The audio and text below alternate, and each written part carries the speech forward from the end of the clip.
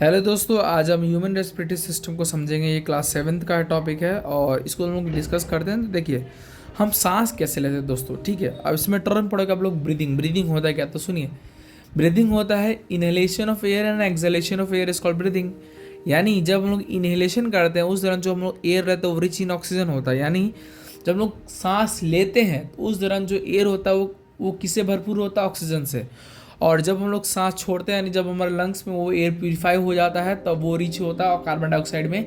यानी जब हम लोग सांस छोड़ते हैं वो कार्बन डाइऑक्साइड से भरपूर होता है। अब यहाँ पे आगे सुनिए, हम लोग सांस लेते कैसे। तो देखिए, हम लोग सांस लेते हैं नेसल पेजेस से, यानी नाक का वो रास्ता जहाँ से सांस हमारे लंग्स की ओर जाता है वही होता है नेसल पेजेस।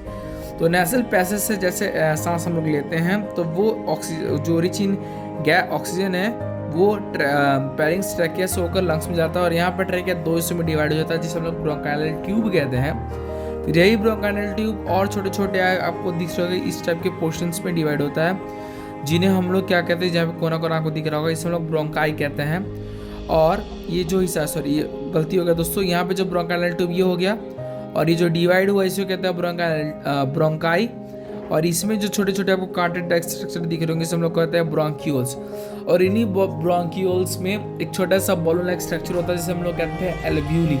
और ये जो एल्वियोली होता है ये एक्सचेंज ऑफ गैसेस करते हैं, यानी CO2 को एब्जॉर्ब करता है और कार्बन डाइऑक्साइड को हमारे शरीर से निकाल देता है। ठीक है दोस्तों, मैं उम्मीद करता हूँ कि आपको ह्यूमन रेस्पिरेटरी सिस्टम समझ में आएगा। इसमें बस इतना ही है, तो लोग नेक्स्ट वीडियो में मिलेंगे जल्द ही।